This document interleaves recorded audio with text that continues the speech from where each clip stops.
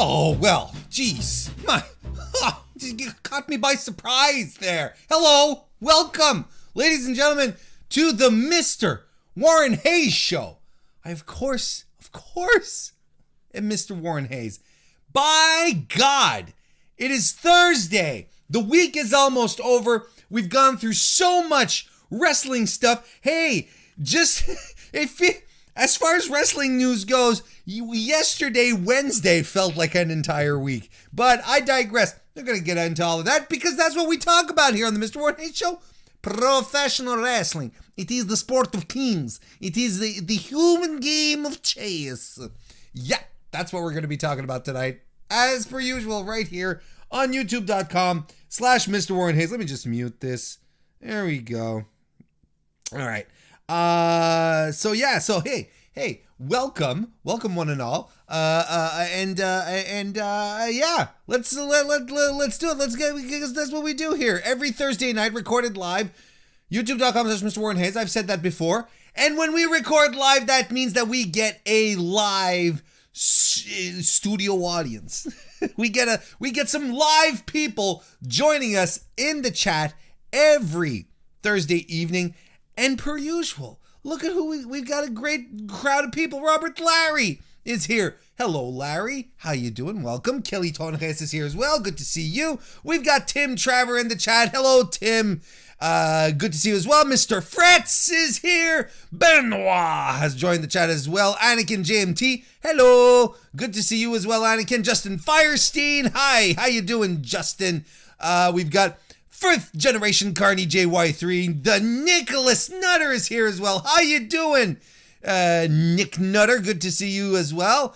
DGMC has joined us. Evan Wright just popped in to get his initial salutations. It's the kind of crowds that we attract here on youtube.com/Mr. Warren Hayes every Thursday night. And if you enjoy the chat and you have, oh, look at this. Nick Wolf is here as well. How you doing, Nick? Ooh, yeah. And if you enjoy already what you're seeing and listening and enjoying, and you're like, hot damn that Warren Hayes guy, he's something else. Maybe I'd like to show him a bit of support. Maybe I should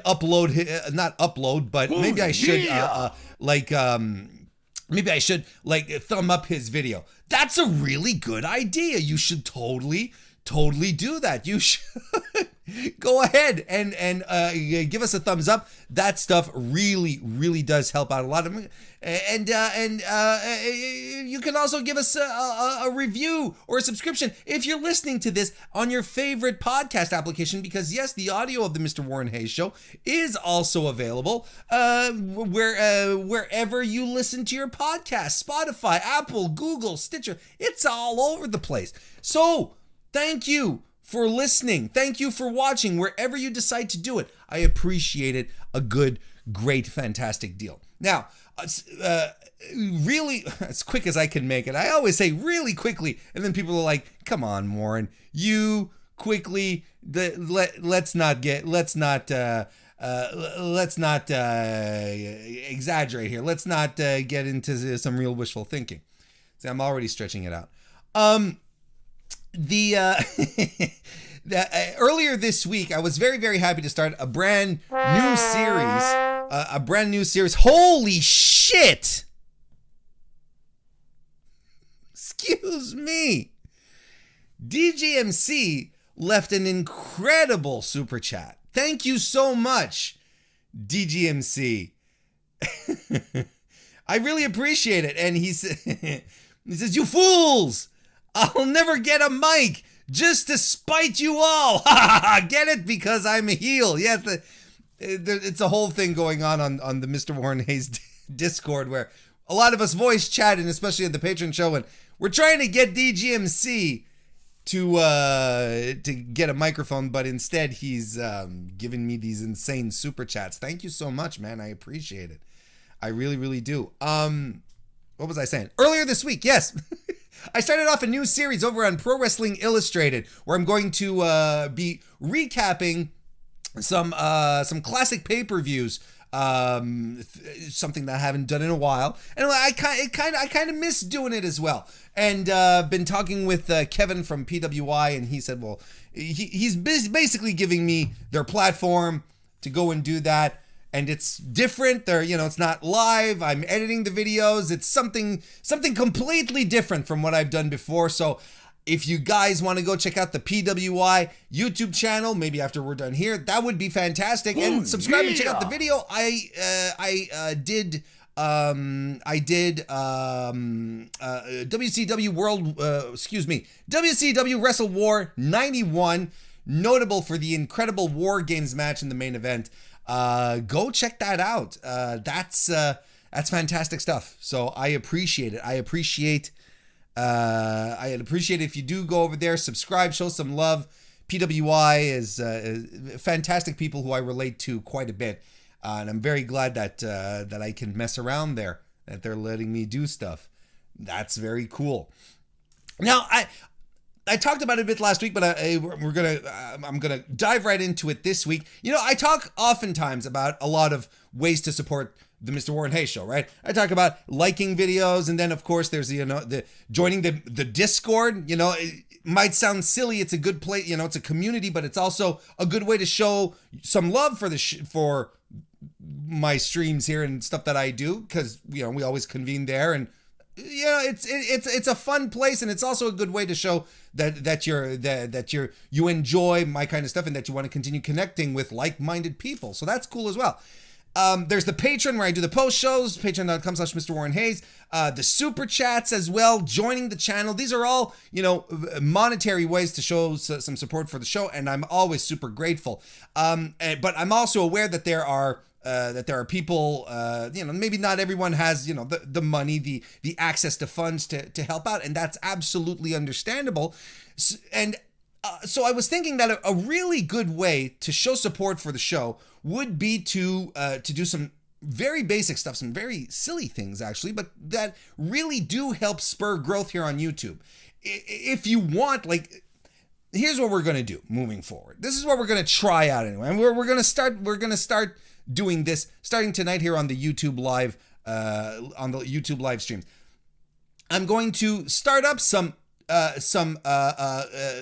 discussion topics in the comments. After we're done, once we're done recording, I'll open up the comments, because the comments aren't available right now, if I'm not mistaken, or maybe they are right now. But before you start the stream anyway, they're not available. That's what I'm trying to say.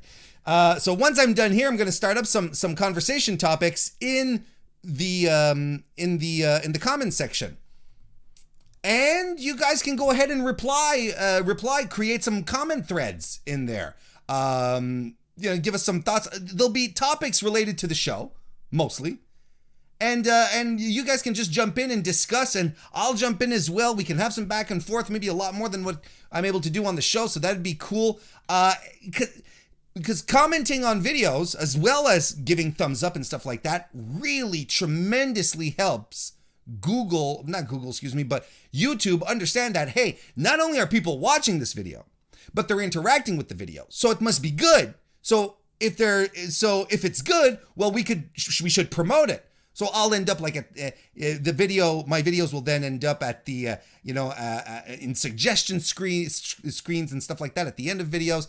It's a super basic way to help out, but it will help out tremendously. And I'm willing to do, if things go well, I'm ready to do a comment streak.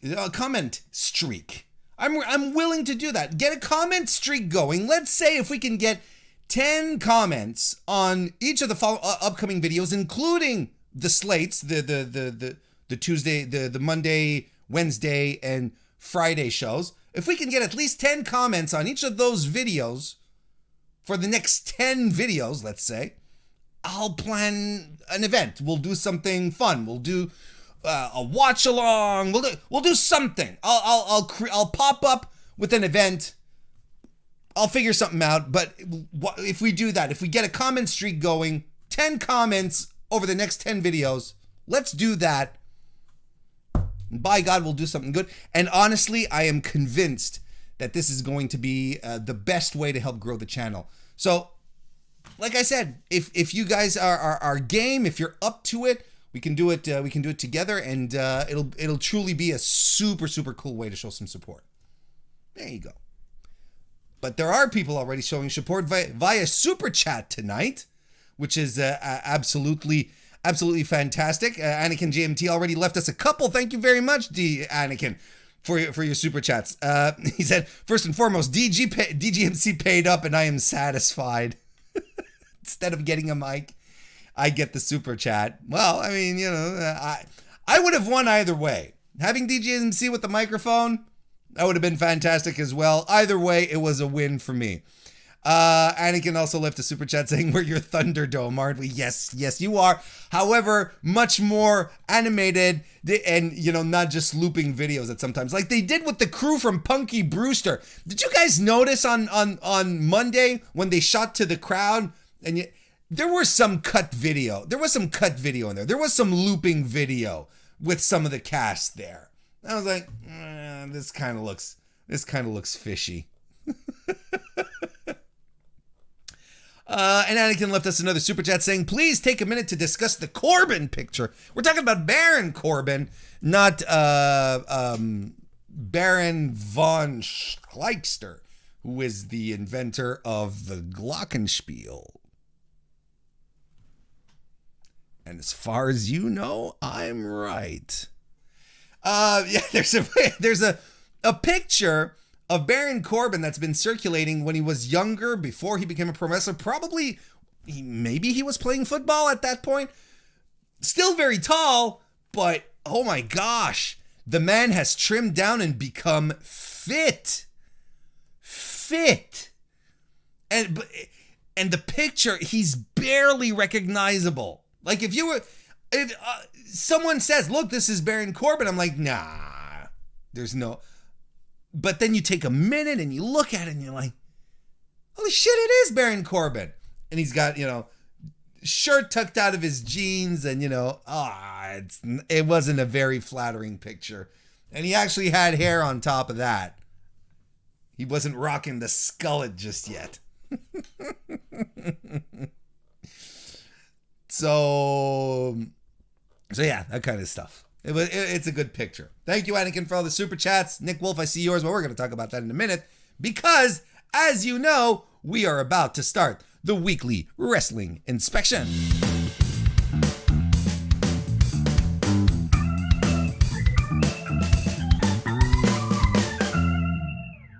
I'm already parched. It's going to be a hard evening, folks. Folks. Before we go on, I do want to note this very sad news that arrived today: the passing of Jocephus from the NWA. Joseph Hudson was his real name. Worked under Jocephus and the Question Mark more recently in NWA.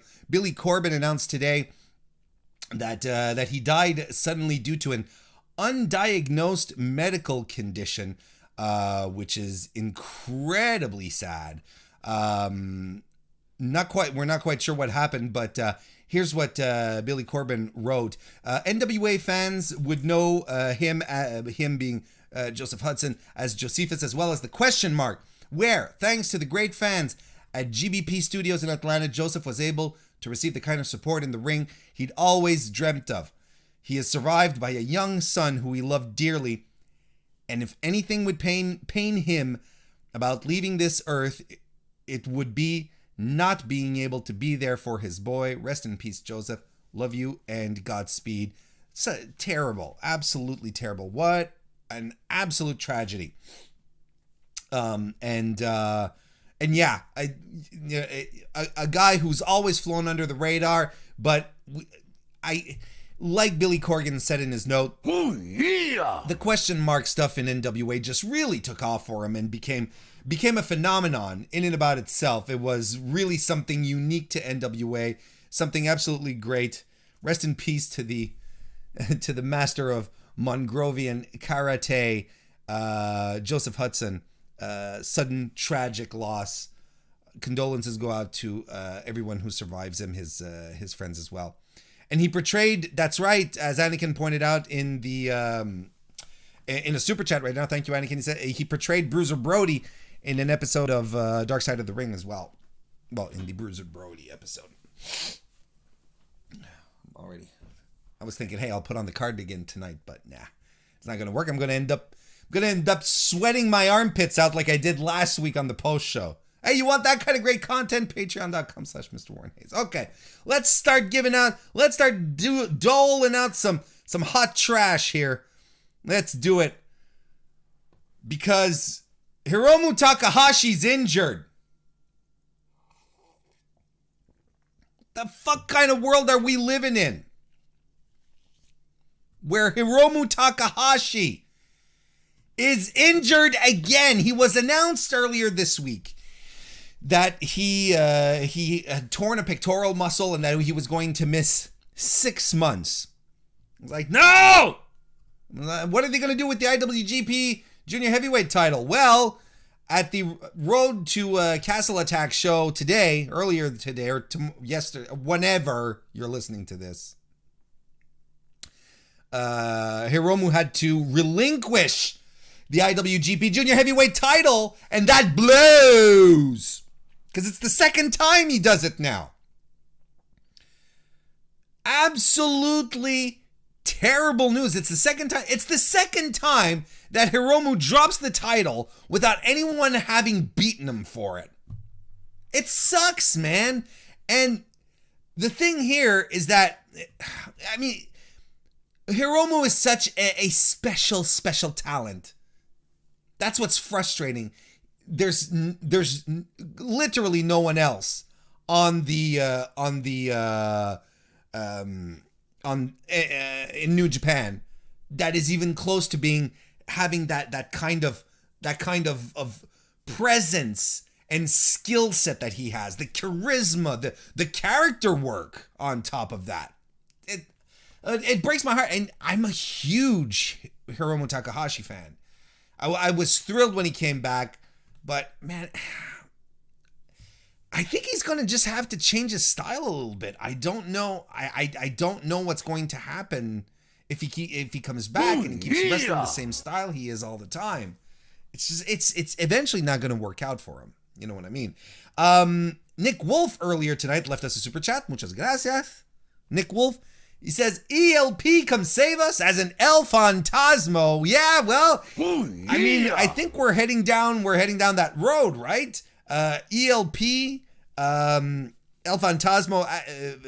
Well, actually, look, this leads into another super chat by Evan Wright. Thank you very much, Evan. I appreciate it. He says ELP versus El Desperado versus Bushi sounds like a banger to me, because at the end of all this segment, all three guys were in the ring and were sort of jockeying for dibs on the title.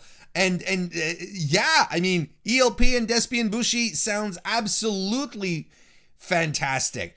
And as Nick Wolf pointed out as well, El Fantasmo, throughout all of this, he might be the big winner in here, because I find that his heel work has been so good. His appearances on Strong during the Best of Super Juniors, the Super J Cup, the Super J Cup tournament. He was absolutely fantastic. I really enjoyed his heel commentary as well with Kevin Kelly. Something very old school about it, laid back, but also very invested. I'm ELP, El Fantasmo is growing on me so much. So, and a triple threat between Fantasmo, El Desperado, and Bushi. Are you kidding? Are you kidding me? That's fantastic. That would be an absolute banger. As Evan Wright said. Thank you again for the super chat. Chris Greenlee left us a super chat. Thank you very much, Chris. He says, I wish it was me and not Hiromu. Right? We'd all take the bullet for Hiromu, I think. We would all take the bullet for him. Oh. And the sad part here is that, well, the sad part is the injury. It's like, what could, he's injured. But the sad part is that my girlfriend, Kristen Ashley from Bell to Bells, she started getting invested in New Japan via Hiromu, because Hiromu is kind of her gateway drug into New Japan. So now that he's out, I'm going to have to try and convince her, it's like, yeah, look at this guy. Who's that? Satoshi Kojima. Okay. At least Tana is still there. At least Tanahashi's still there. He's appealing to the ladies. He's got the nice hair and all of that. He's no Hiromu. God damn it. Oh, yeah. Nick Wolf left us another super chat. Thank you again, Nick. I appreciate it. He says, El Fantasmo and Jay White. Name me a better heel duo in any faction in the world. Ha!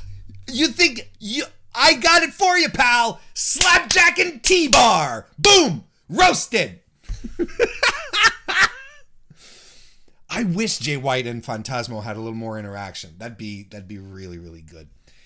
Evan Wright left us a super chat. Thank you very much. And I appreciate the reminder. I was about to get into that, but yes, it is an important reminder. As Evan points out, do not forget, tomorrow we get Kenta versus Jon Moxley for the IWGP United States Heavyweight title on New Japan Strong, and I think on Fight TV. On New Japan Strong, airing on Fight TV, and of course New Japan World. This one's been a while in the making, folks. I just want to point out that Kenta defended his IWGP US title shot briefcase more often in 2020 than Jon Moxley defended the US title in and about itself. I just want to put that out there.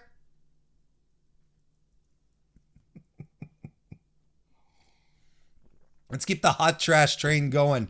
It was reported yesterday. I swear yesterday was an insane day for just shit happening. It was reported that Marty Scurll was at a New Japan Pro Wrestling Strong taping. And the initial reports indicated that, we weren't quite sure what he was doing there. Couldn't confirm if he was part of what exactly his role was there. And I had pointed it out. I said, he could be there visiting friends, like whatever, But later in the day, Emily Pratt over from Fanbyte confirmed that through a source of hers that Marty Scurll was indeed involved in the show. A source with knowledge of the tapings. This is from Pratt's article on Fanbyte. A source with knowledge of the tapings who requested to remain anonymous told Fanbyte that Scurll did, in fact, play an on-screen role at these tapings. The source said that Scurll worked at the New Japan Pro Wrestling Strong tapings on January 22nd, 2021, and was involved in a post-match angle with Rocky Romero. I mean, just in case you're not quite sure what we're talking about and why this is news, and why my overall takeaway here is that I'm disappointed, albeit not surprised. Marty Scurll was accused by a woman, was accused of sexually abusing her in 2015 when she was 15 years old, and he admitted it as well. Sinclair, the owners of Ring of Honor, for which Marty Scurll was working for as a talent, and eventually towards the end as head booker as well, investigated the situation, and then they parted ways. And now here we are with New Japan Pro Wrestling potentially being the first place to fucking book Marty Scurll since speaking out. Now, I'm disappointed. I'm super disappointed, as I said, but I'm not surprised. I'm not surprised. And that's the that's the shitty part. It's not as if New Japan was not criticized for this in the past. It's not as if they haven't harbored questionable individuals or given work to weirdos. I mean, you just have to look over at Michael Elgin, right? But it's an extremely, extremely shitty move. But the thing here is that we're talking about New Japan Pro Wrestling of America. So we're talking about the US, the North American wing, not the one where a lot of people say, oh yeah, but New Japan is all the way over there. They're across the ocean. They don't really pay attention to what's going on here. Or, well, it's not a crime over there in the age of consent. And, all the bullshit. It's still bullshit, no matter no matter how you cut it. But on top of that, it is the North American branch. It is shit that's happening here and people who are working here. Rocky Romero is the point man for New Japan of America.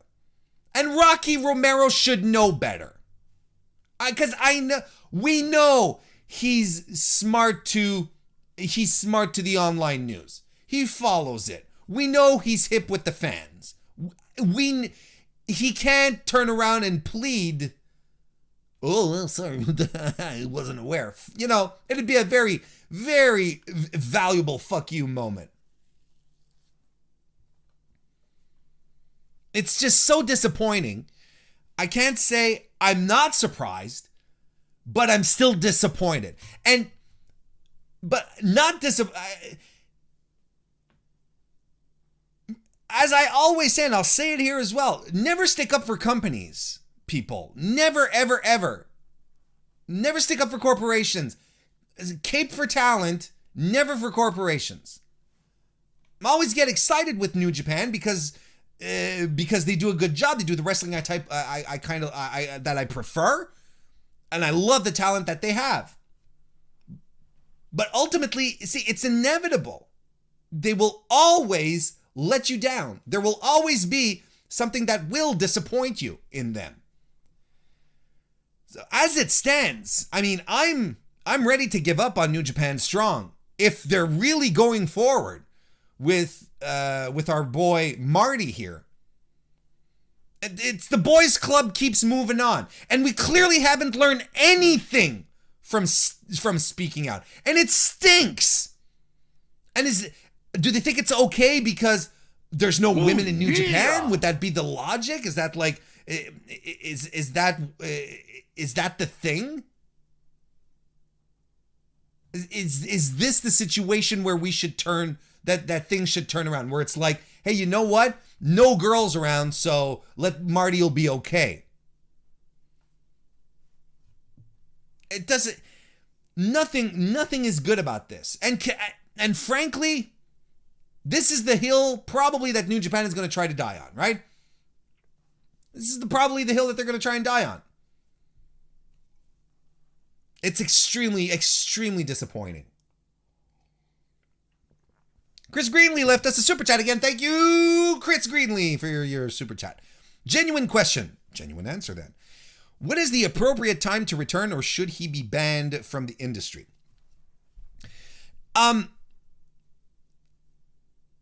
This is to each their own, quite frankly.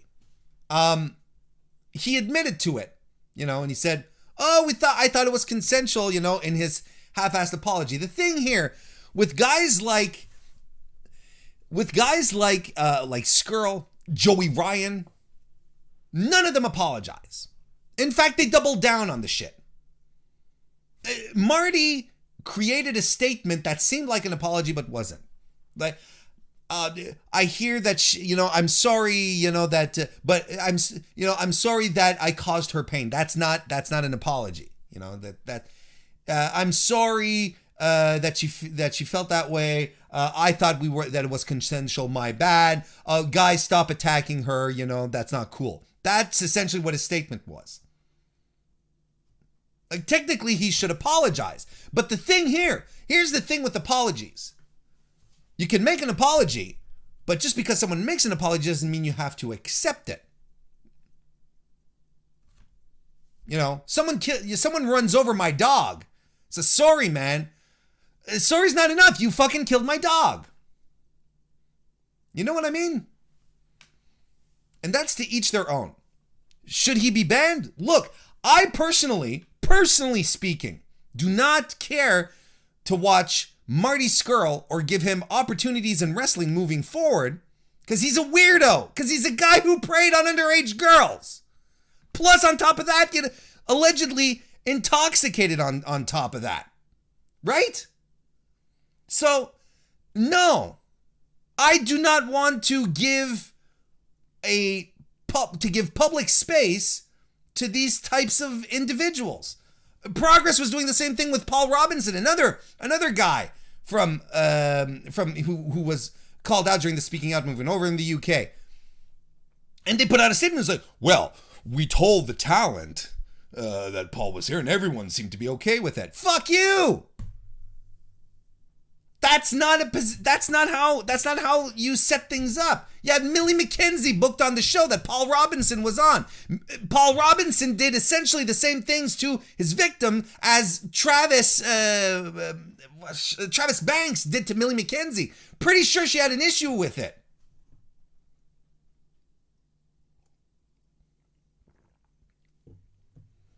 And yes, I'm also aware, not that anyone's bringing this up, but I'm also aware that, there are so many people in wrestling are bad humans. Why are we focusing on this one? Why are we focusing on these people? Why are we giving so-and-so a pass when he did this in the past or did this in the past? The past is the past. And society evolves, morality changes as well.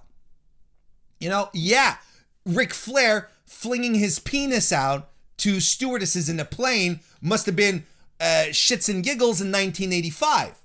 But you do that today, and it's kind of weird and gross and should be canceled. And was weird and gross in 1985 regardless.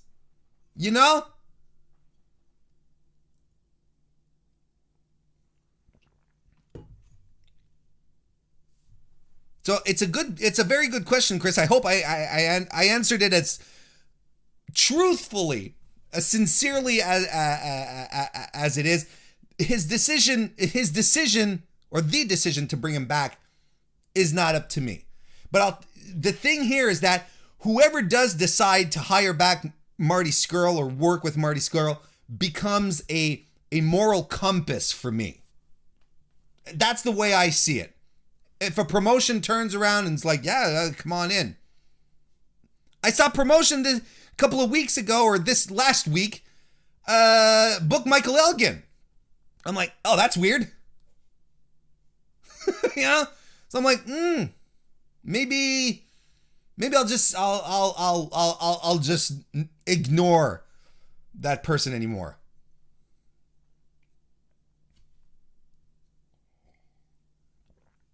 And just real quickly, yes, second chances, so on and so forth. Everything begins with contrition and apologies, sincerity. Like I said, it's either you get two directions in this. You either go with Marty, where you become absolute radio silent and you're like, hopefully this will all blow off. Exactly what WWE is doing with Velveteen Dream, by the way. Or you go around to, you're like Joey Ryan, where you double down on everything. It's usually either or. A sincere, heartfelt apology, second chances. Again, the second chances are not mine to give. There are victims, there are people who were hurt, who were abused in this situation. These are the bridges that need to be fixed. And like I said, an apology does not necessarily mean that it has to be accepted. You can put an apology out there, but then you can take it or you can reject it. That's up to you.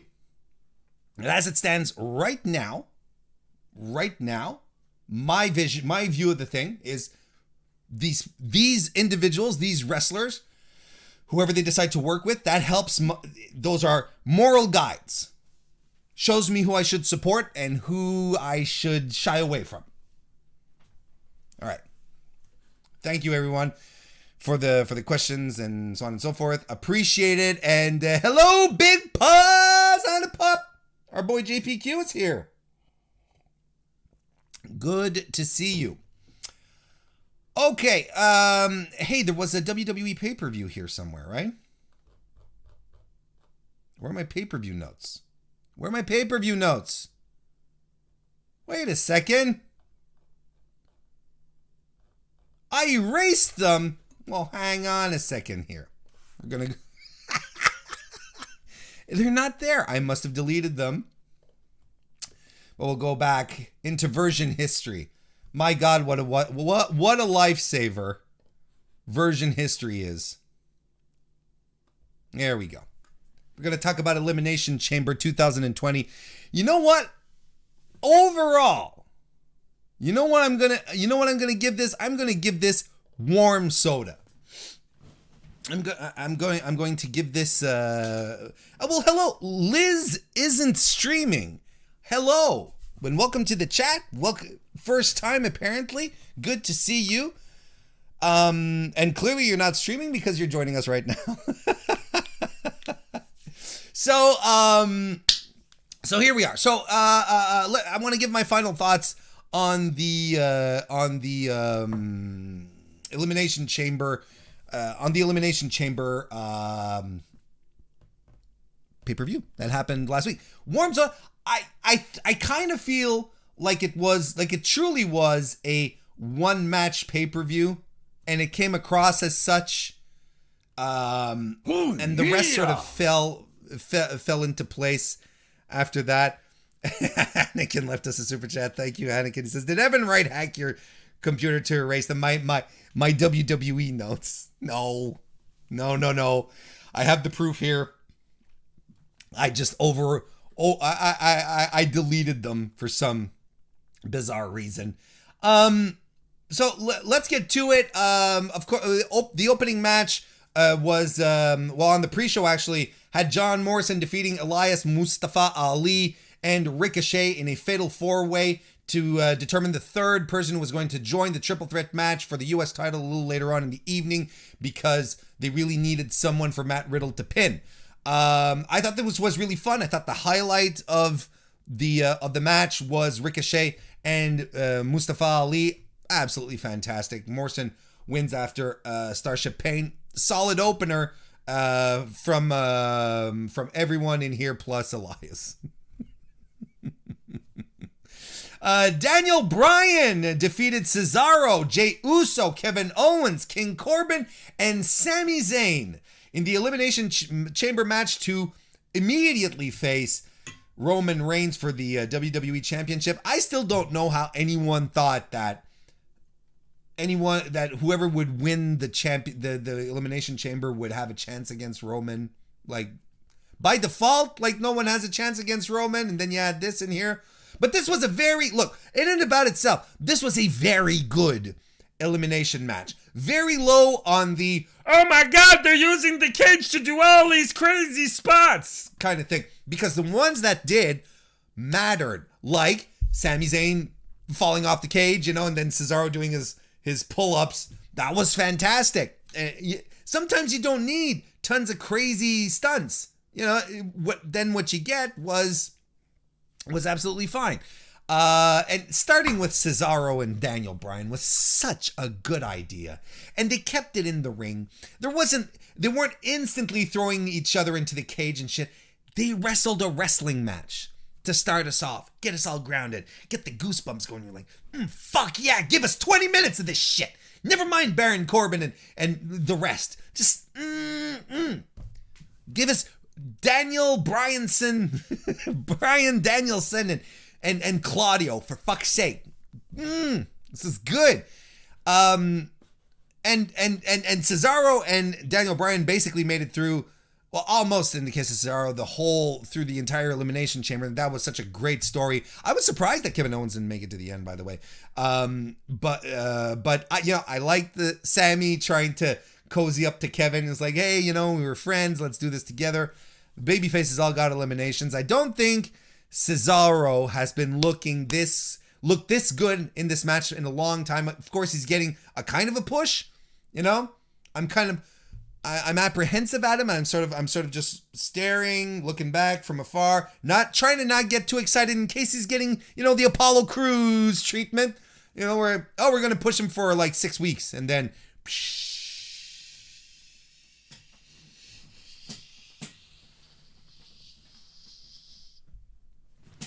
See, that's me deflating like I was a blow-up doll.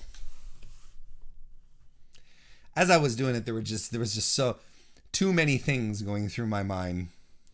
Like, I shouldn't be doing this with all the imagery that. Okay. Daniel Bryan wins. Of course, he's too exhausted to really beat Roman, so Roman comes in immediately for the match, and he wins like by... Brian passes out in the guillotine hold, and yeah, I mean, no big surprise there. Good stuff. It was a good stuff. And Kristen Ashley, the first lady of the MrWarrenHayes show, yeah, has joined us.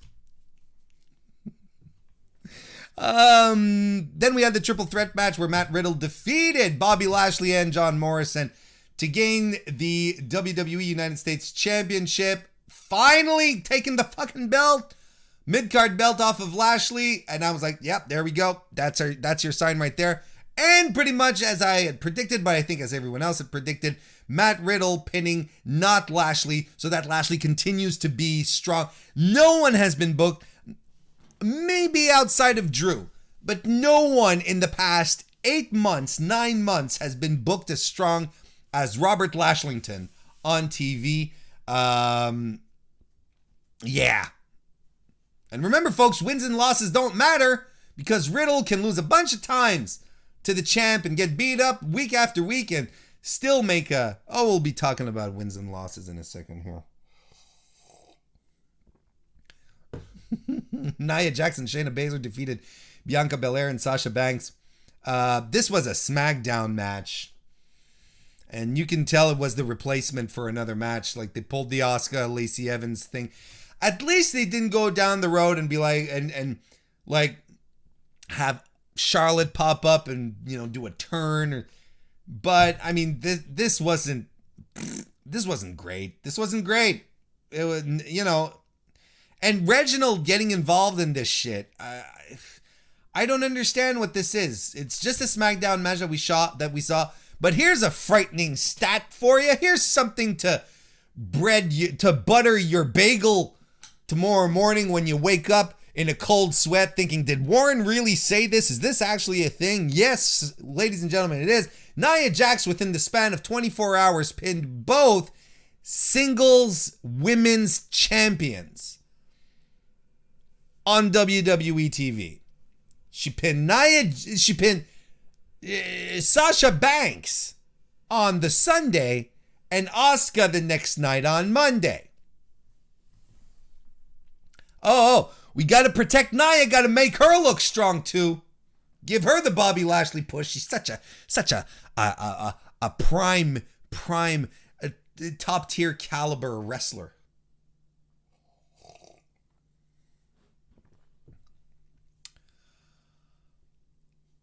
Drew McIntyre defeated AJ Styles, Jeff Hardy, Kofi Kingston, Randy Orton, and Sheamus in his own Elimination Chamber to retain the WWE Championship. It was a good match. It was fun. Don't get me wrong. I think, you know, everyone sort of figured there's no way that Drew is going to lose here. I think everything was pretty much telegraphed. But yeah, it was good. I preferred the SmackDown chamber by far. But, you know, nothing that you can be like, ugh. However, The Miz comes in and cashes in, successfully becoming the WWE champion.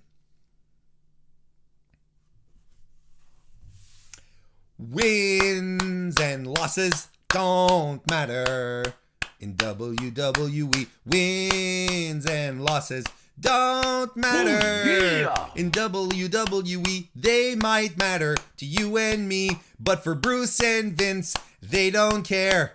Wins and losses don't matter in WWE. Yeah.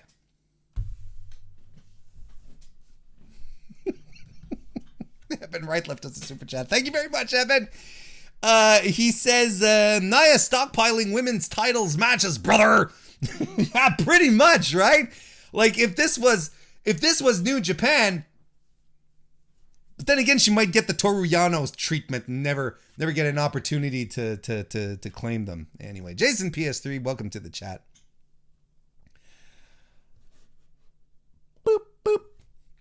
Wins and losses do not matter in the World Wrestling Entertainment Program. And I'm surprised that people don't get more pissed off at it. Because if wins and losses didn't matter, right? And people, it doesn't matter. Then why didn't we all pop with excitement when Elias was announced for the match? His first match, right? So it got me thinking, because I did make a tweet in regards to this. Because I became very perplexed with the responses that I was getting. And I'm soul searching right now. Why do I watch pro wrestling? When I say you, I mean me. Why do I watch pro wrestling? And maybe guys, gals out there watching right now and everyone in between, ask yourselves that same question. Why do you watch professional wrestling? Why do you watch simulated competitive combat? Because the basic story of pro wrestling is that there are two competitors who fight to get a win. A win. That's the basic story of it. You want to win because you're a pro fighter. That's what you do for a living. So you win matches, you make more money. You lose them, you make less money. You win matches so you can go up in the ranks. And as you go up in the ranks, you get title shots, and then when you become a champ, you make a lot more money when you win, when you defend. That's basically it. That's what a fight is. You challenge for titles, you win titles. The stories are concocted in the ring. Stories of hard-won battles or heartbreaking loss, and then coming back to your craft and learning to return to that one guy you can't beat or one title that's been unattainable and then win again. That's why I watch wrestling. That's the reason why. The characters, the personalities, that's part of the fun. That's part of the spectacle of wrestling. Ric Flair with the robes and the blonde hair scintillating under the spotlights. That kind of stuff. But I don't watch wrestling for stories, for storytelling in the WWE sense. Where with fucking pregnancies and car accidents and so on, cheating spouses and divorces and marriages and that. If I want to watch stories, dramas, I'll turn to Netflix. I'll watch a TV series. If I want to watch comedy, I'll watch some stand-up. Unless you give me some proper comedy wrestling, that'll be. But you know what I mean? Like if you're trying to be funny, setting up an SNL table and being like, ha ha ha, I can deliver funny lines too. Me, the untrained comedian. It's like this is not why I watch wrestling. So when I tweet out, wins and losses don't matter, and the answers I get were, well, that's the point of the Money in the Bank briefcase. Anyone can come in and cash it in. So I'm like, okay, so you're proving my point. You're absolutely proving my point. If the idea of the Money in the Bank briefcase is like we don't care regardless, then it's like nothing really matters. I had someone tweet out to me and say, well, what you're saying is that we should throw out all wins, so the Royal Rumble and Money in the Bank don't matter. It's like, look, if 2 times in the year wins matter, and that's the hill you want to die on because these 2 very specific moments in the WWE's wrestling calendar, the wins matter, go ahead, die on that hill. But I'm going to talk about the 363 other days where they don't give a shit. Why aren't you excited that Miz is the champion? Why is everyone automatically saying, "Oh, he's a transitional champion"? Oh, he's just a transitional champion, and he's never going to defend at WrestleMania. What are you talking about? Because if wins and losses didn't matter to you, then you'd be like, "Ooh, Miz." If wins and losses did matter, Aleister Black would have had 3 title shots in 2020 before he disappeared. Because he was on an undefeated streak. And no, Miz winning the WWE Championship is not good heel heat. You're supposed to not like it. He's the heel. You know what I'm supposed to like? I'm supposed to like and dislike characters that matter. And WWE made Miz not matter. He was pinned on Monday by the Monday before Elimination Chamber by Kofi Kingston. He's had like 3 wins outside of the Money in the Bank one within 10 months or something like that. Why are we doing this? It doesn't matter. Or so we're being told. But wins and losses do matter. No one wants to cheer for a loser. Why would you cheer for a loser?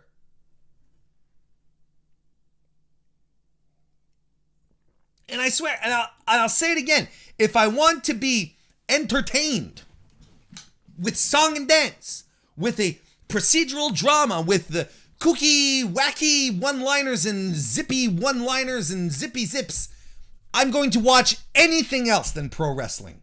Because whenever pro wrestling does it, I would say 65% of the time when they try to emulate what happens on other channels, it's cringe.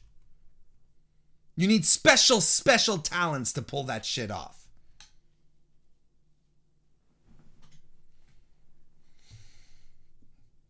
It's just that wins and losses do matter. And I don't care where you are. They really do. Because people wouldn't be mad at the Miz thing. Evan Wright left a super chat. Thank you very much, Evan. He says, I saw a post today talking about Shida being the longest reigning champ in AEW history. Guess how many times she got pinned in singles matches? 0. Oh, shocking. Shocking. Are you telling me that a champion was treated credibly? Goddamn, pal.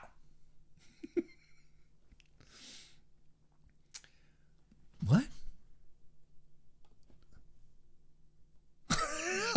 Oh, okay. Okay, so I'm sorry. Kristen Ashley apparently she ordered food and there's barely any mint in her mint shake. So she's very disappointed. So Anakin JMT and Evan Wright contributed money to Kristen's botched shake. Anakin invited everyone to press F in the chat for Kristen's botched shake. And Evan Wright gave a super chat as well for Kristen's unbotched shake fund. So you are going to be getting, darling Kristen, another shake. Thank you for contributing to getting a fresh new shake for Kristen. I appreciate it, everyone. Thank you very much. And hello to Kiwi Robe. Welcome to the chat. But wins and losses don't matter. Then okay, tell me why Bobby Lashley's push is so damn good if wins and losses don't matter. Because they fucking do. They really do. If they didn't matter, then Bobby Lashley would not have been so protected as he is right now. He would not be taking loss. He'd be taking loss on top of loss. And even when he has been disqualified or lost tag team matches, he was never the guy who got pinned. Never had his shoulders on the mat, never submitted. Why? Because it fucking matters! Because that's how you build a star! Jesus fucking Christ. I am so glad they're going forward with Bobby Lashley as a main event guy. As an absolute main event guy. And everyone feels like he should win and crush The Miz. And I even made sure today, because I was looking through the timeline and was like, there's got to be people who aren't, there's got to be people here who aren't, who aren't behind this Lashley stuff. So I tweet out, I'm like, hey everyone, tell me who you think, tell me, your feelings on the Lashley stuff. Everybody's hyped for it. Everybody's into it. It's like, it should have happened a long time ago. Bobby Lashley's a monster. Should be pushed like Lesnar. Everyone is into this. And why? Why? Because they stopped the goofy shit with the Lashley sisters. They stopped the goofy shit with him being afraid to climb a ladder and all that fucking garbage. They decided to make a killer out of him, fucking around with another man's wife. They focused on him being a wrestler, winning matches, winning them decidedly, and just crushing people. And look what happens. We end up with a credible contender for Drew McIntyre, a potential WrestleMania match where people are like, you know what? This is going to be pretty good. It might not be the star caliber match, regardless. Like, who are the huge stars in WWE where you're like, oh yeah, this will tear down the house, this will draw the numbers, regardless, right? But this is a very solid, well thought out, well prepared WrestleMania match. Drew McIntyre and Bobby Lashley, if that's what we're getting, of course. I'm so happy they're going down with this. I really do. I hope they continue to push Bobby Lashley past it as well. It is so refreshing, such a good pairing.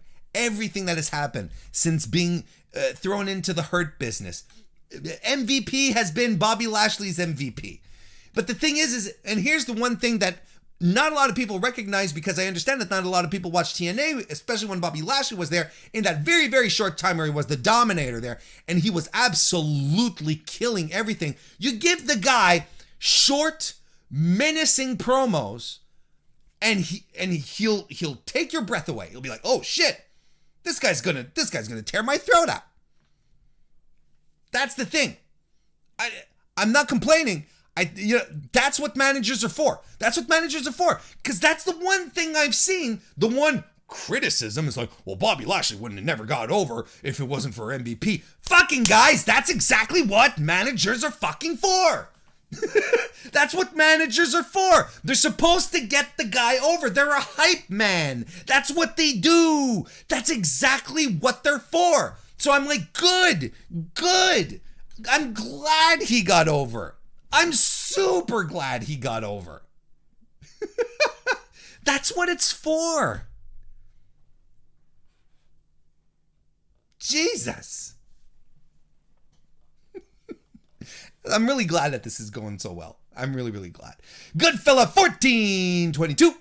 Welcome to the chat. Another thing that was really cool about Monday Night Raw this week is was the Charlotte Flair and Ric Flair promo. I do want to point this out because look, I have to eat a little crow on this one. I have to eat crow a little bit on this one because I was absolutely, completely, 100% shitting over. I have 100% been completely shitting over the Lacey Evans pregnancy shit, and I was like, why are we doing this? This is so fucking dumb. Why is this going? Why are we going down this road? We've been here, been there, done that. Jesus Christ, it's 2021. Can we do something else? But look at how they turned it out here with Charlotte Flair and Ric Flair. Charlotte Flair basically, and in a very backhanded way, saying, Dad, I know you didn't sleep with Lacey. This is not your kid. You just want to come out here and still be the nature boy, and saying, but I need you out of my hair. And Rick was like, look, all I wanted to do was contribute. I helped you. I wanted to help someone else out. Of course, Charlotte got that. Someone else that Ric Flair said, someone that I saw potential in, and Charlotte with the absolute, the burn of the century, saying, you see potential in a lot of blondes, Dad. And I was like, oh my God. Officer, I want to report a murder. So this is, the promo was really good because it was very understated. It was understated motivation. I love it. I loved it. And if this was the way for them, WWE, to close up the angle, just like, well, Lacey's going to be gone for a while and we sort of have to, polish this one off so that we can move Charlotte onto something else now. It's amazing. It's amazing. I think it's fantastic. I absolutely love it. I'm not going... because they really could have, and WWE has done this before, they've been guilty of this, they really could have just been like, no, we're never going to speak of this again.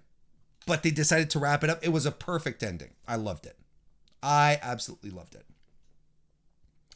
Oh no, let's keep the cool beans going here. Hey, Bert Macklin is here. Good to see you, everyone. Welcome to the...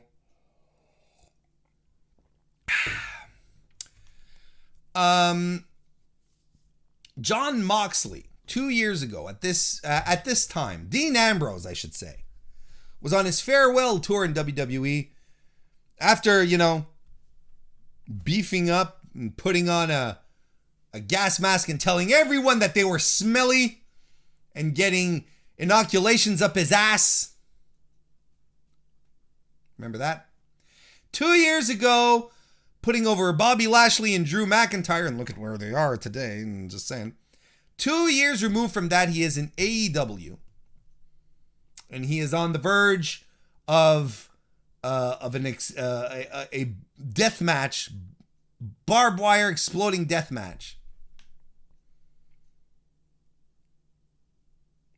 He has a match. I mean, good for him. It's just a shame that his career is done because he fought Ryan Nemeth on Dynamite last night and gave him too much offense. Now his career's done too. So add those to the pile. All dead. Right? Who we got? Kenny Omega, Jon Moxley, MJF and Chris Jericho, and I'm forgetting someone, Hangman Page. All their careers have been dead now, moving forward, because they give the under guys too much offense. And second time that we've killed Moxley's career too. Guys, I swear, I promise, there's nothing. What Jon Moxley, why I want to bring this up is the promo that he cut after for the fucking barbed wire death match, exploding barbed wire death match. He was so perfect in his delivery. Again, and I'm like looking at this and I'm like, man, if I could be convinced to watch this pay-per-view twice, I'd let myself, because he just did it. He just did it. It's crazy how the minute Jon Moxley was left to be himself, stop being the lunatic fringe and wearing, white tank tops and parting his hair on top of his bald spot. God, I hope he never hears this. The minute that they let him be him, he turns into a fucking superstar. And I know everyone likes this Kenny Omega, one of the biggest superstars in the world. So Jon Moxley is currently running in a Hall of Fame level career right now. He is doing everything right.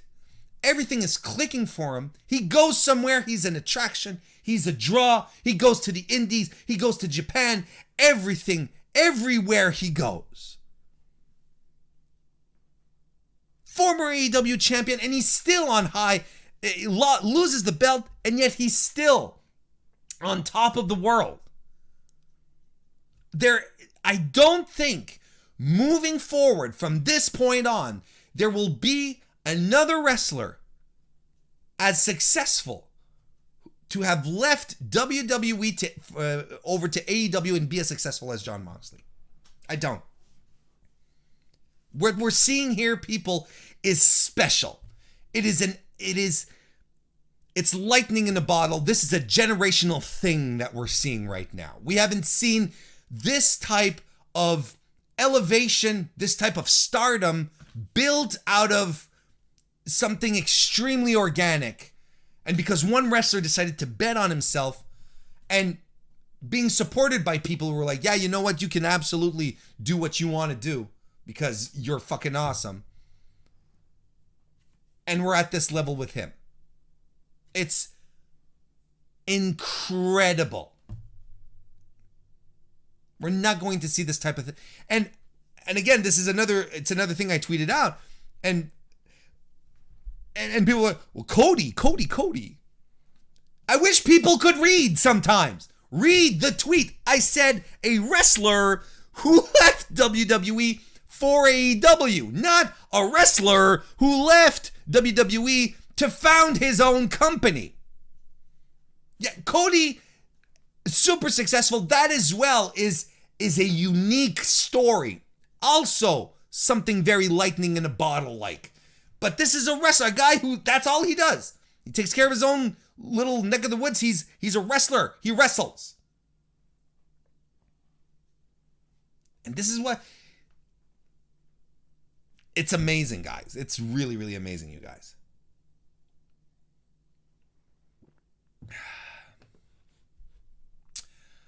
Okay, I gotta pull out some hot trash in a second. We gotta talk about the women's match, but I'm not giving the women's match hot trash. Give me a second here. Hang on. Oh wait, Anakin JMT left us a super chat. Thank you very much. He says also, rest in peace, Io Shirai's career. Apparently after Wednesday, yeah, because she had a great match with Zoe Starks, which I was watching alongside Dynamite, and it was fantastic.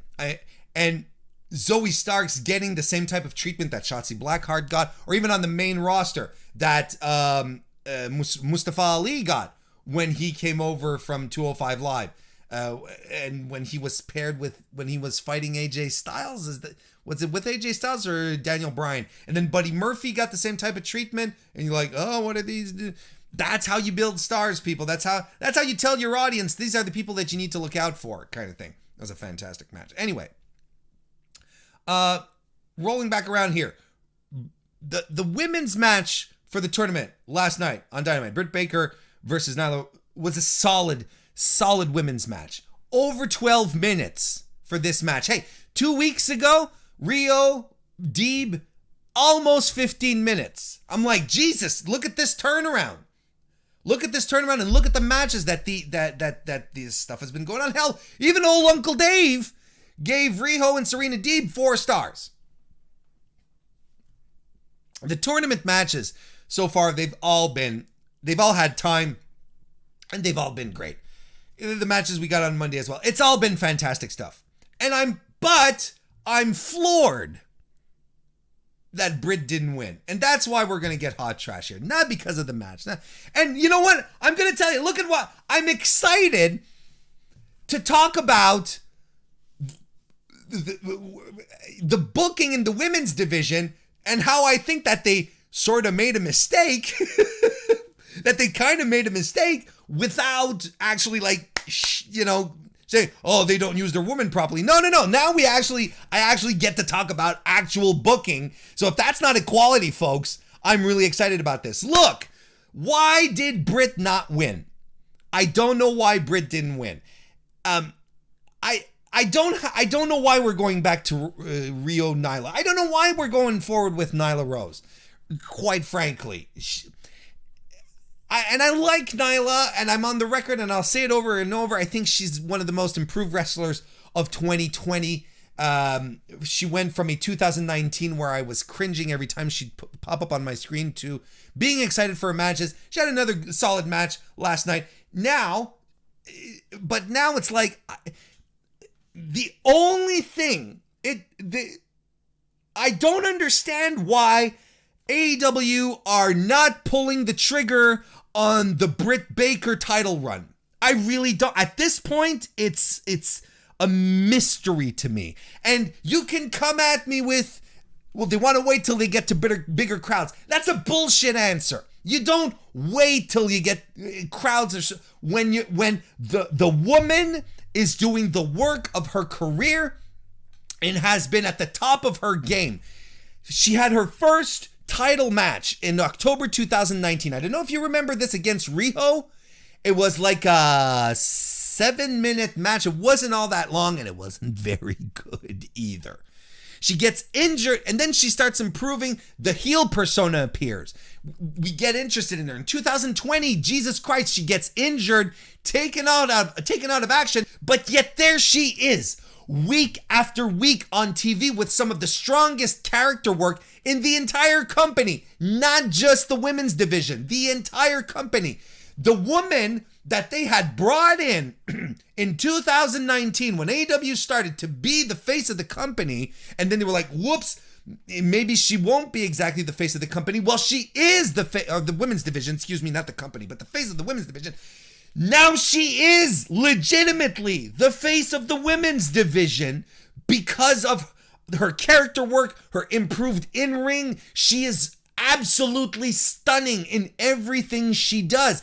And just a couple of weeks ago, she defeats Thunder Rosa. A win over Thunder Rosa.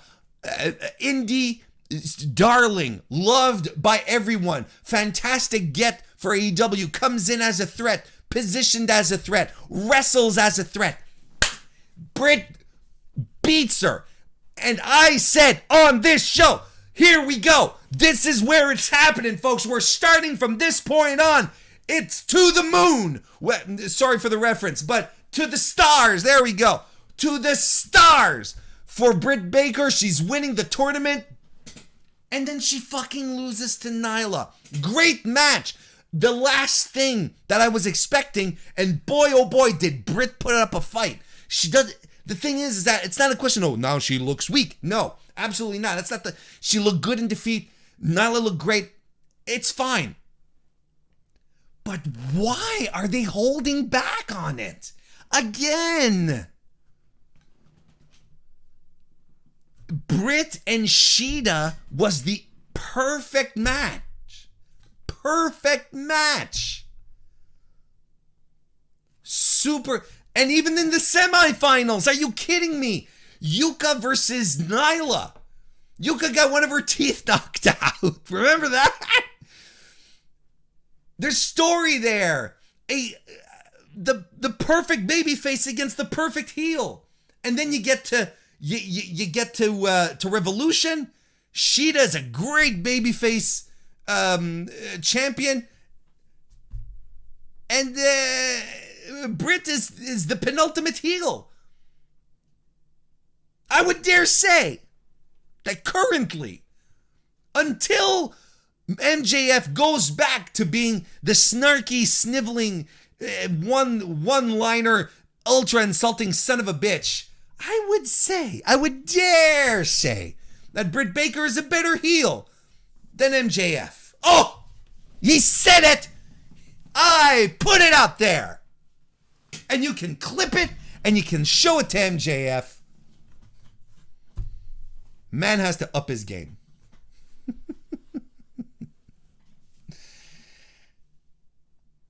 Oh. It's so cool. Look, I'm glad that I'm able to, quite frankly, quite honestly, I am super happy to be able to complain about booking on this level, where it's like, there's so many moving parts, and it's like, I don't think the right woman won here, because, as opposed to, the usual rhetoric that we have over the AEW women's division. So, that friends is progress. And no, I'm not gonna, I'm not tonight. I'm not gonna start talking about Monday night shows and all that shit. Not tonight. Evan Wright left us a super chat. Thank you very much. Circling back to what we were talking when we were talking about Jon Moxley. Thank you again, Evan. I appreciate it. By the way, he says, the moments I saw Mox in Japan against Juice Robinson and Mox versus Joey Janela in that Lights Out match at Fyter Fest, I knew this was his time. He was very, very good. If I'm not mistaken, I think his match with Juice, we're talking about the no DQ, right? That was one of his first bookings after leaving WWE, right? So I think that he had a lot to prove there, and Jesus, it was amazing. And everything he did in Japan was great. His G1 run last year, 2019, was absolutely phenomenal. Like, everything was good. It was all good.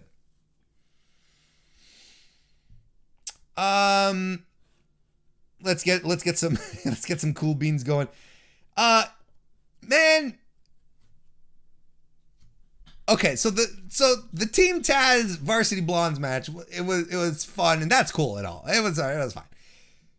But the post-match angle where there's a video that appears on screen of Sting finding Darby Allin in the body bag from which he was captured 2 weeks ago, kidnapped 2 weeks ago in the desert.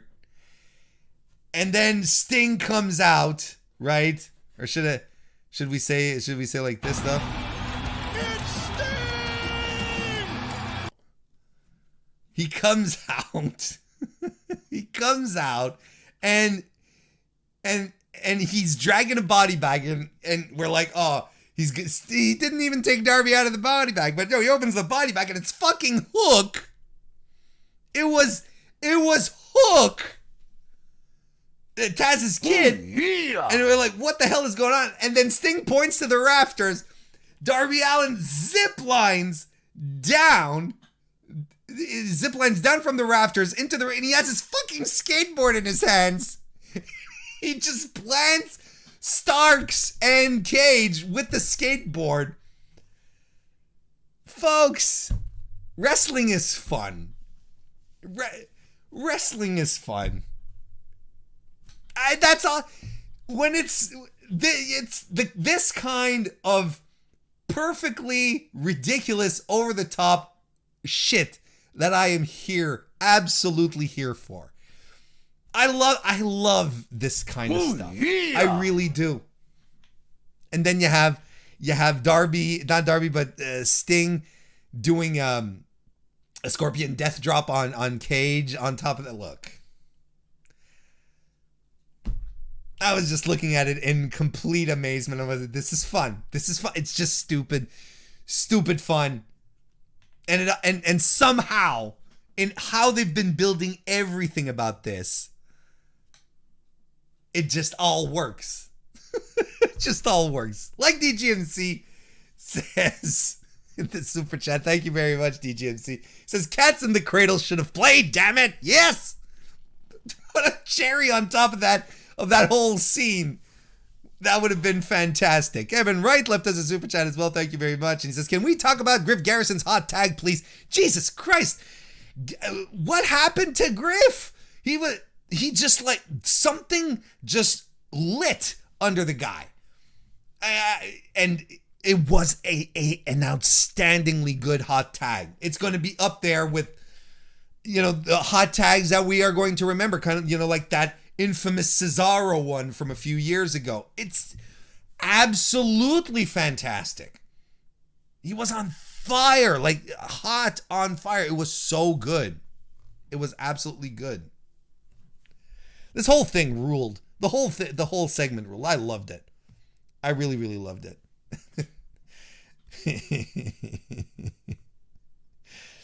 Unlike Chris, Kristen says, I really love that Sting is essentially a dad trying to connect to his 14-year-old son Darby. I love everything about this. Like you guys know, the only thing that I don't like is that, Sting is here tonight. Sting tonight will talk. Sting tonight will seek revenge. Sting tonight will wear a hat. Sting tonight will have a sandwich. It's like, that's essentially my problem with it.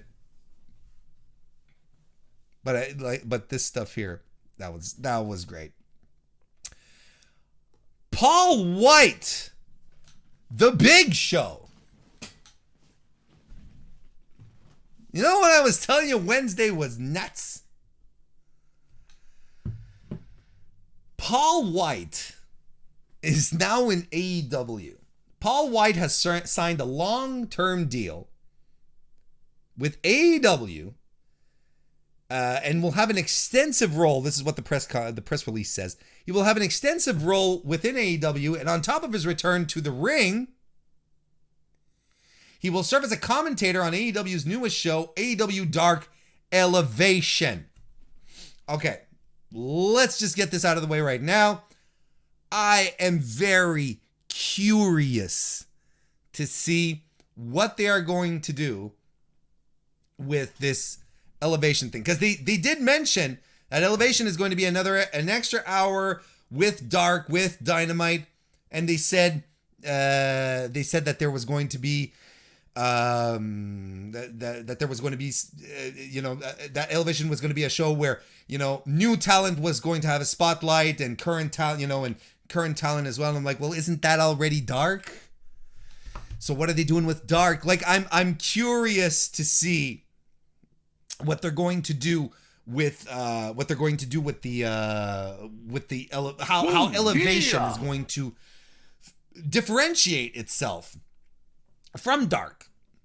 So just move that out of the way, because honestly the Paul Wight story is much, much more interesting. So they're teasing at him returning to the ring, that he's going to have a commentary role. What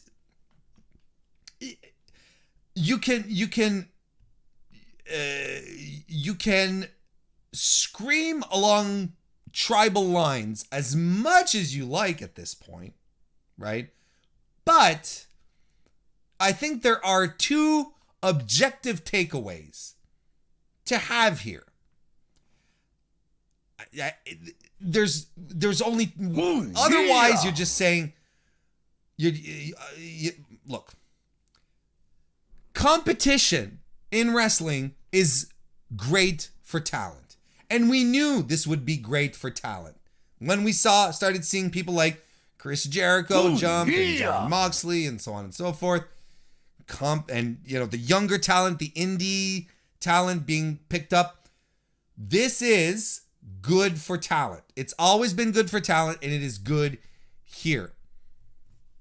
Takeaway number one. Takeaway number two, Paul Wight felt like he still had things to contribute to the business, a business that he clearly loved, that he's been in the business for over 30 years at this point. How long has his career been? Early 90s?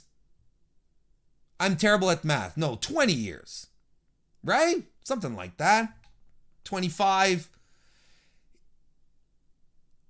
He felt like he still had things to contribute, clearly, because he leaves WWE, the TV show, the sitcom didn't work out, and he's like, I want to come back, do stuff for wrestling, and he's going to do it, and he's going to get paid for it. Bravo, Paul Wight, for knowing what your value is, for knowing what you want to do, and then on top of that, having the opportunity to go stretch your legs, your massive, massive legs, somewhere else. And that's the biggest story here. It really is. It is absolutely the number one, the best thing to come out of this week for Big Show. I am so happy for him, for Paul Wight. I really, really am. And it's again, it never mind on what side of the Wednesday night wars you fall on, which are completely invented, by the way. There is no really, you can watch whatever you like and watch everything as well. Yeah, CM Punk told us a few years ago. It's like, don't fall for these fabricated wars, folks. Y'all are better than that. Realize, objectively speaking, this is the best possible scenario for talent, for fans as well.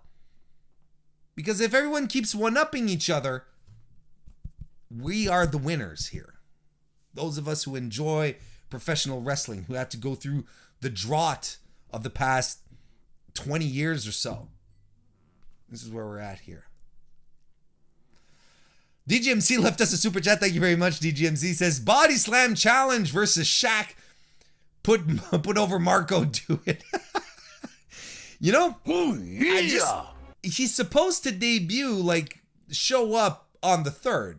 Paul Wight is, right? Who else is going to be there on the 3rd? Shaquille O'Neal.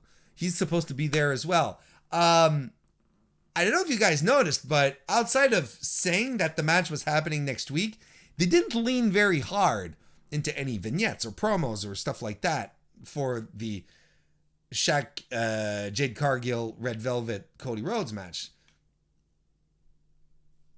I mean, are they setting something else up? Are we going to get a bit of a swerve? Anakin left us a super chat. Thank you very much. Says, I hope the AEW game has a storyline where they announce a new show and a huge star will do commentary, but it's Stevie Richards instead of Paul Wight. That would be really funny. That would be really, really funny. Stevie fucking Richards. Awesome. I love it. Thank you, Anakin, again for the super chat. I really appreciate it. Evan left us a super chat. Thank you very much. He says, nice to see good wrestling come back to Mondays. Well, if anything, it will make for more interesting pre-shows every Monday night. I do those 7:30 p.m. These days I've been doing them at 6:30. But hey, the slate where I preview Monday Night Raw. So that's something. Thank you for the super chat. Evan, he left another one as well. Thank you again, Evan. He says, excited for the eventual Talkus Jarrus show episode. Yeah, you know, it's the WWE exit interview is what it is. But you know, Big Show is going to be a very cordial guest. I don't think he's going to bury everyone because I think he's extremely grateful for the opportunities that WWE gave him, despite the fact that WWE completely bungled his career.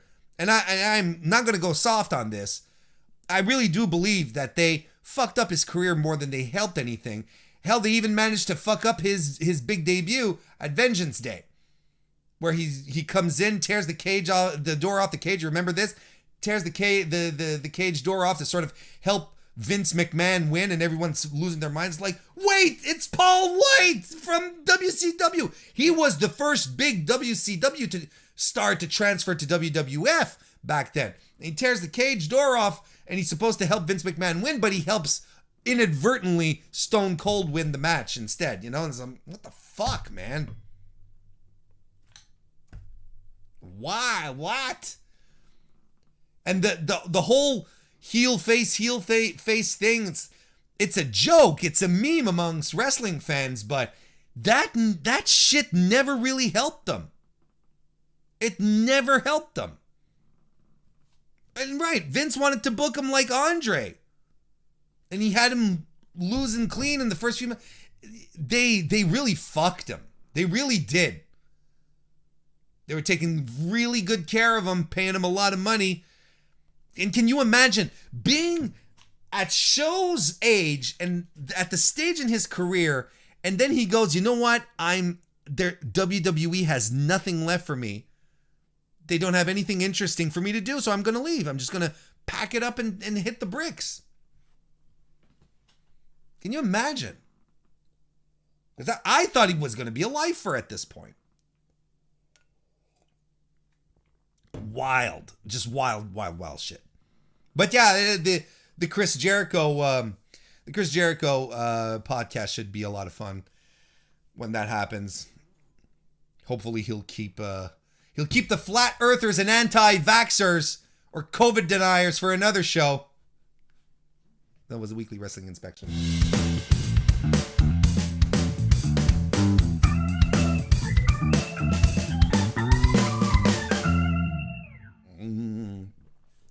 Before we wrap things up, real quick, biggest performance class for WWE Performance Center class for WWE was announced this week. So many people were involved in this. So many people were there. It's a big one. There's a lot of people who are involved. Just a couple of standouts here that I just want to talk about really quickly before we wrap things up.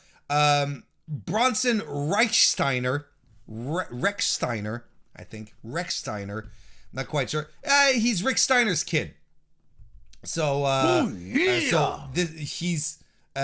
a part of this class. Taya Valkyrie is part of the class as well. And interesting to note, Garrett Kidney pointed this out over on Twitter. Shout out to Garrett, and please follow him on Twitter at Garrett Kidney. He pointed this out, and I was like, motherfuckers. In the description that they get, this is the description that they give Taya, right? Kyra Magnin Forster, known to wrestling fans as Taya Valkyrie, is an 11-year veteran of the Squared Circle, a classically trained ballerina. Forster learned wrestling under Lance Storm before breaking out in Mexico for the AAA promotion. She competed around the world since. She's the longest reigning Knockouts champion in Impact. Jesus Christ. And this is another thing that I tweeted out. And, this is something that you've heard from my broken record in the past as well. A wrestler, not a wrestler, a company should never be put in charge. A corporation should be put in charge for the preservation of wrestling history. Because they don't mention Impact here. And I have people being like, well, why should they? They're in competition. I'm like, that's exactly the point. If WWE doesn't want to talk about their competition, that's one thing. But this is proof again that if you're going to wrap up wrestling history and you're going to bring things together, you can't. WWE will refer to history whenever it fits their narrative, whenever it fits their current agenda, right? For how many years? How many years was China persona non grata for WWE until suddenly now she's part of the evolution of women's wrestling in WWE? Oh, suddenly now we can talk about her with Trish and Lita. And then, if any of those women fall out of favor, you'll never hear about them again. The preservation of history is so fucking important. Yes, it is great that WWE has all these tapes from past promotions, have all the, wrestling shows from the territory days. It's fantastic because you turn on the network and you look at them and it's great. They're right there at your fingertips. But it's not an archive. It's not an archive, not in the proper sense of it. It's terrifying sometimes when you think about it. Of course, we knew LA Knight, the former Eli Drake, also known as Sean Riker, who's there as well. A lot of people are tuning in to AQA, Angela Arnold, and they're sort of researching her on the internet, and they are getting their mind blown from all the great work that she did in reality of wrestling. Parker Boudreaux.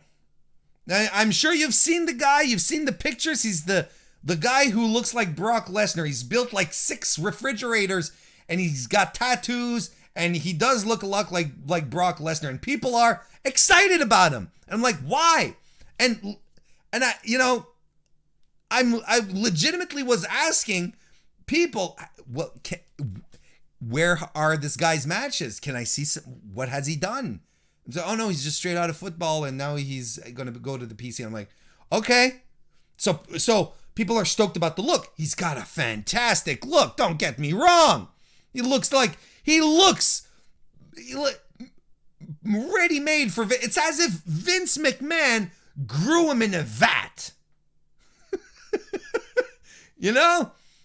That's exactly what he looks like. But do I get excited for him? I'm curious to see the boy wrestle at this point. It's kind of like my same thoughts with Jade Cargill. Unknown quantity. I'm curious, but I'm not excited. But the way people were talking about him and so stoked and was like, wow, what's that? Okay. Well, and I'm going on YouTube and I'm like, Parker Boudreaux matches, Parker Boudreaux, indie shows. And I'm like, I can't find anything. I'm like, is there a hidden tape? Is there, do I have to go to a specific Twitch stream at a very precise hour to, I don't know. But I mean, good for him. I mean, he looks the part. He looks like a WWE superstar. It'll be great. Harlem Bravado, again, was one that we had known about. He's going to be known as, real name Chance Barrow, but Harlem Bravado,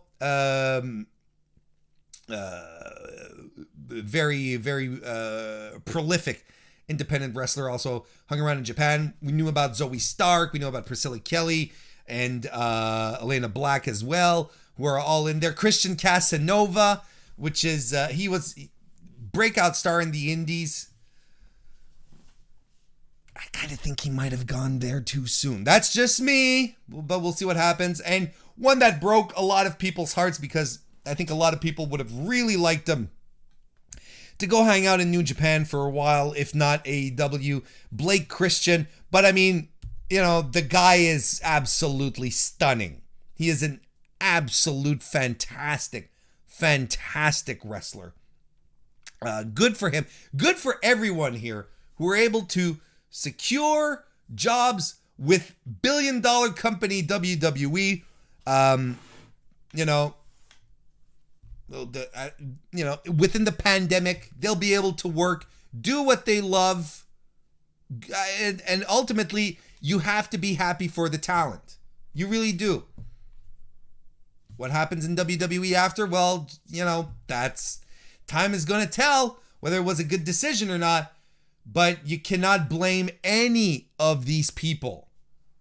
Absolutely not, for jumping on an opportunity to wrestle in NXT, weekly television, get trained there, whatever, and make some money off of the billion-dollar corporation that is WWE. And while they'll all be taking the bonus money from the office staff in Connecticut. That's what it is. Probably not. I guess hey, Dave Pazeski, good to see you. Welcome to the chat. The one last thing that I do want to point out here that it's very, very important. Anyone who says that WWE is not in competition with AEW is someone who does not want to see the facts. If WWE picks up a performance center class of 23 people, signs 23 new, young, hot prospects. Man, Eli Drake.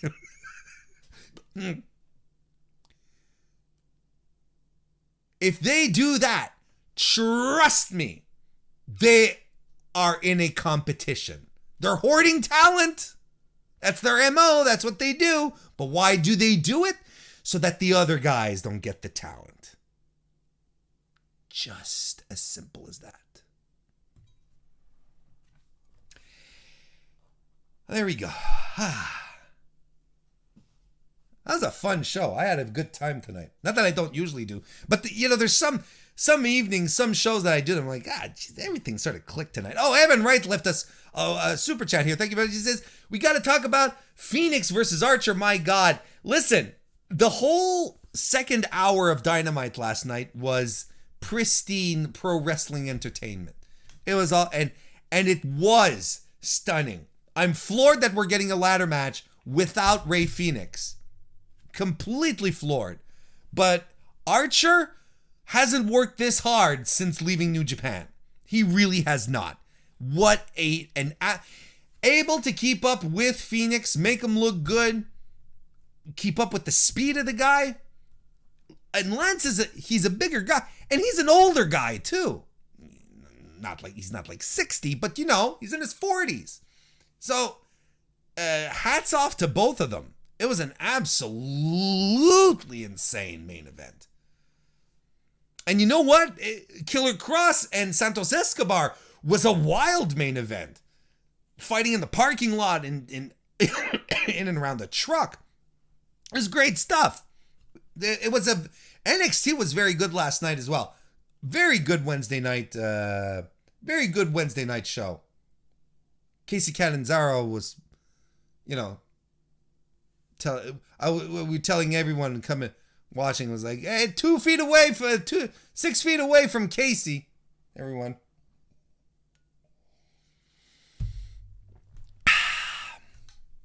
I want to thank you all so much for coming out tonight. I appreciate it every time. And let's get to the comment streak. Let's start doing this.